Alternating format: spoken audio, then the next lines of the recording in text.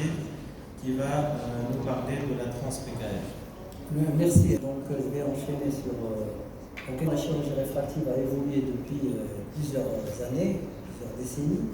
Et le dernier arrivé, c'est le SMILE. Donc je vais pas techniques qui ont été homologuées. Alors, le problème qui reste toujours au niveau de la chirurgie cornéenne, c'est l'ectasie qui fait peur.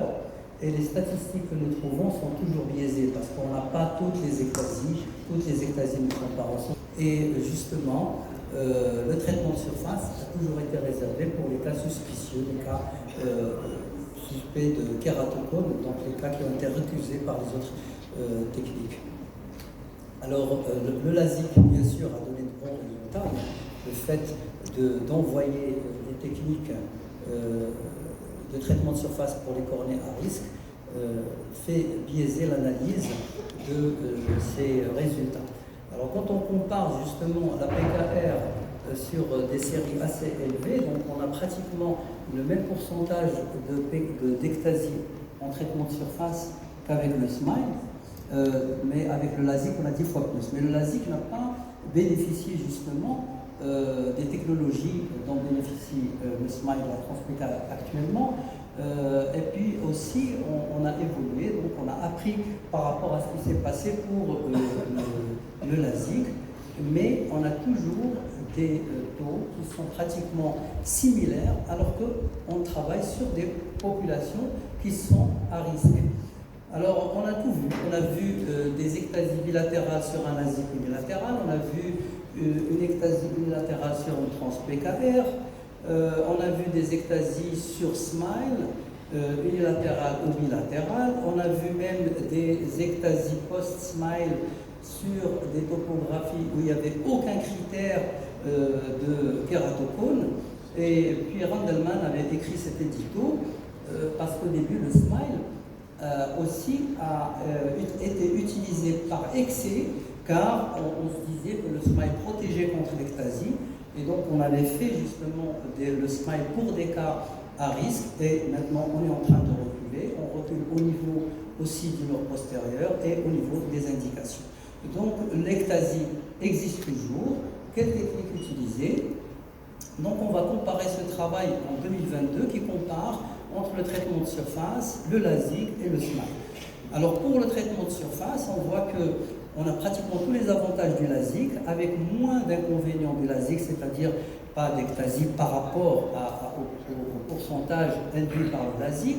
Et même au niveau de la réinnervation et de la sécheresse, on voit qu'on a un meilleur résultat par rapport au SMILE d'après cette étude. Alors, il y a eu un retour sur le traitement de surface, donc on revient vers cette technique, le traitement de surface, et on a deux techniques, soit la PKR, où on peut retirer l'épithélium de façon chimique avec l'alcool ou de façon manuelle avec un scarificateur, et puis on appuie sur la pédale et c'est le laser qui va retirer le stroma, la partie antérieure du stroma, ou la trans-PKR qui a été développée par Schmind depuis 2007. Et on appuie sur la pédale et on retire l'épithélium, on fait le traitement. Donc on aplatit la cornée au niveau central pour la myopie et un traitement périphérique pour l'hypermétropie. Les lasers ont changé parce que justement quand on parle de PKR, on a toujours cette idée que le laser qui a été utilisé avec des fréquences de 250 Hz dans les années 90, c'est-à-dire quand la fréquence est basse, on utilise des énergies élevées et ceci va entraîner des effets thermiques sur la cornée. Alors que, par exemple, avec la plateforme Schmind qui arrive à 1050 Hz et avec des options pour réduire l'effet thermique, le traitement d'une dioptrie, par exemple, ça prend 1 seconde, 0.3, donc pas d'effet thermique local, ni autour des tissus, et une dioptrie d'ablation correspond à 12 microns, donc on ne retire pas autant de tissu que par rapport aux techniques soustractives autres. Et puis on passe, puisque c'est une technique, on sait que le traitement de la chirurgie réfractive est une chirurgie qui n'est pas obligatoire. Certes, pour certaines professions, on est obligé de faire cette chirurgie réfractive, mais ça reste quand même, on peut avoir d'autres alternatives. Donc, est-ce qu'on doit faire courir le risque à nos patients? Donc, je reviens vers le problème, le maillon faible, c'est le diagnostic. Est-ce que, justement est-ce qu'on peut certifier avec les examens dont nous disposons que la cornée n'est pas kératoconique parce que le problème est purement histologique. Pour moi, toujours, aucune technique n'entraîne l'ectasie, mais le maillon faible étant justement le diagnostic, la trans-PKR reste une technique non invasive.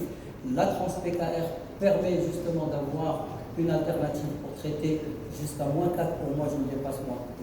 Mais il ne faut pas que le traitement de surface soit un traitement de second ordre, c'est-à-dire pour les cas refusés par des autres techniques.